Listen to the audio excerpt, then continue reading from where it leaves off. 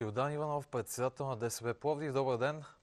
Здравейте, добър ден. Здравейте! Ще използвам повода да ви поздравя за това избиране като председател на ДСБ Пловдив. Това е една новина буквално от последните часове, но не това всъщност е причината, поради която ви търсиме. Става дума за едни серия от материали, които вие пуснахте в интернет по линия на еврофондовете и разбира се тяхното влияние върху икономиката, върху администрацията, върху частния сектор, като по-скоро имате едно доста песимистично мнение, можем да кажем. Каква е причината да гледате скептично на влиянието на еврофондовете у нас? Причината да гледам скептично върху влиянието на еврофондовете е, че към момента има системен проблем, който касае следното. В България процесът по усвояване на европари, дали към публични администрации или към частния сектор, е устроен върху това, върху отчетността, а не върху ефективността от тези пари. А иначе тук е изключително важно да кажа, че европарите могат да бъдат и много полезни, ако обследваме ефективността и продукта, който те възпроизвеждат. Вие сте разделил всъщност вашия анализ на две части. Влиянието върху администрацията, негативното влияние върху администрацията и негативното влияние върху частния сектор. Какви са от тези точки, които откроявате за администрацията? Може би това е по-интересното на този етап. Да, благодаря ви.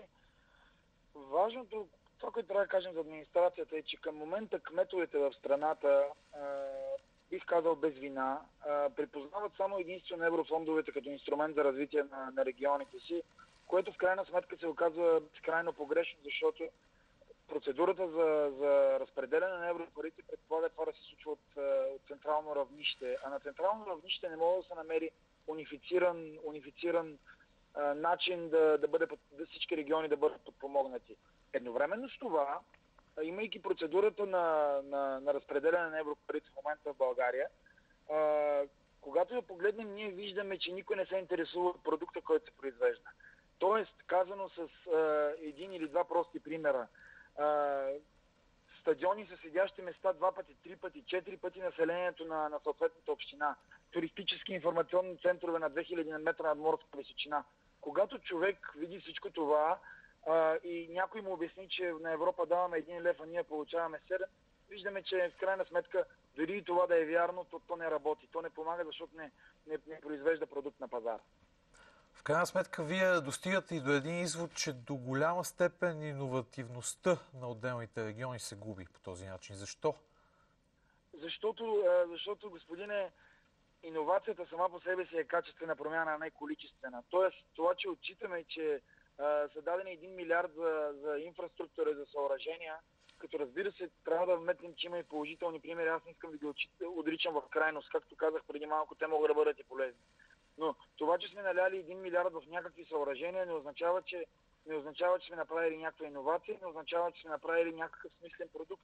Или иначе казано, вие, ако сте кмет и сте изправен пред дилемата да финансирате един ваш проект, който е много смислен, на малка стойност от 500 хиляди лева за вашата община, и едновременно с това имате възможност да кандидатствате по някаква оперативна програма да направите стадион за 3 милиона евро, програмата ви дава възможност да направите само стадиона. Вие не можете да реализирате вашата добра идея, свързана с туризъм или с каквото и да е било друго, която реално ще даде добавена стойност. Тоест, имаме една изкуствено създадена среда от някакви служители, които се намират в София във ведомството и пишат едни програми. А как това влияе по места, никой не се интересува и никой не го вълнува. Това е единствено локален проблем за България ли е, що се касае до еврофондовете, или така го наблюдаваме по-на широко ниво в цяла Европа? Нямам самочувствието да коментирам точно този проблем на равнище Европа, но е важно да подчертаем, че в момента тече 5-я програмен период от кохезионната политика на Европейския съюз. От 1989 година насам имат 4 страни, които винаги са усвоявали европари. Това са Гърция, Италия, Испания и Португалия. Всички без Испания са започнали да усвояват евросредства с по-ниски нива на безработица, отколкото в момента се намират. Разбира се, не искам да кажа, че това се дължи само на еврофондовете. Но видимо еврофондовете без добра институционална среда в крайна сметка се оказват недостатъчни и не могат да развият нито икономиката, нито регионите. И решението на този проблем е решението на този проблем категорично се свежда върху това, акцентът да бъде върху продукта, който се произвежда на пазара, а не върху процедурата на разпределяне на европарите. Повече децентрализация, може би, или? Категорично. Това е... Аз съм крайен децентралист в положителния смисъл на думата. Няма нито една европейска държава, която да е добре икономически развита и да не е децентрализирана. Децентрализацията е крайно необходима на републиките и ние това казваме в България на регионите. Повече власт по места, за да могат проблемите да се решават по-близко до хората. Централната власт трябва да се откаже от ножа и хляба и да даде на местната, като разбира се, преди това се реализира административно-териториална реформа с второ ниво на местно самоуправление. Безусловно. Интересно е, че така във вашия анализ акцентирате и на негативни влияния върху частния сектор. Защото върху администрацията е съвсем логично някои от изводите, които вие правите, така може всеки един човек да направи, но има негативи върху самите фирми. Какви сте? Позволете ми да ви дам два примера.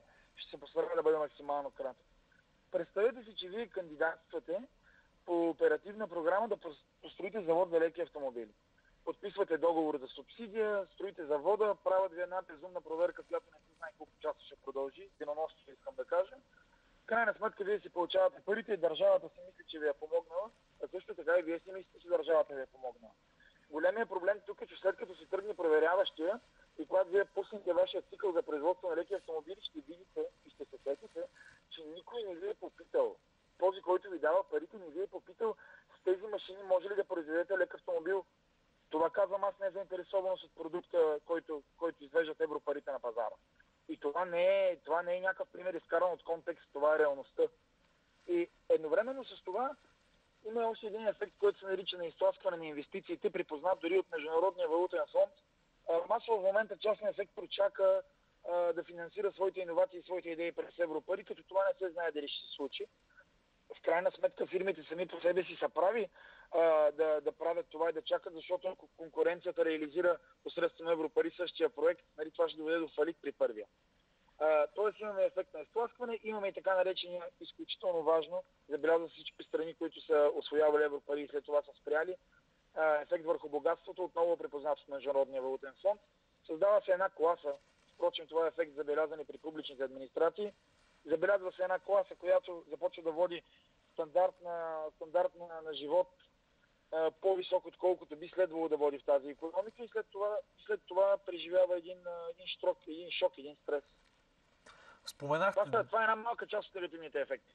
Споменахте децентрализацията като така едно възможно решение, но това звучи много общо. Може ли да предложите някакви конкретни стъпки, минимални усилия, които вече така да ни отведат до желаното постигане на наистина на така по-ефикасно разходване на тези средства? По отношение на децентрализацията, вижте, то има европейски документи. Това е залегнало в стратегия на България, залегнало е в стратегията за децентрализация на републиката, одобрена от съвета за децентрализация към Министерски съвет. Тоест пътя е начертан, въпрос на политическа воля е. От тук нататък вече следва да се връчат реални правомощия и ресурси на кметовете да изпълнят своите отговорности по отношение на социални услуги и здравеопазване. Следва да се направи така, че фирмите да плащат по-голям процент от данъците към местната власт, а не към централната.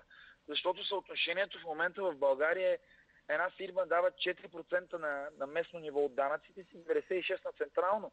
В Европа е 40% на местно ниво, 60% на централно.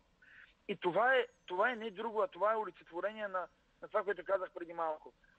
Проблемите трябва да се решават близо до хората. Това не е някакъв политически слоган. Това е някакъв естествен технически процес, дори бих казал. Защото, нали разбирате, че премиер-министъра или който и да е било, не може да знае проблемите от Смилян до Хитрино през Видин. Това е практически невъзможно. И затова и всички европейски държави са децентрализирани.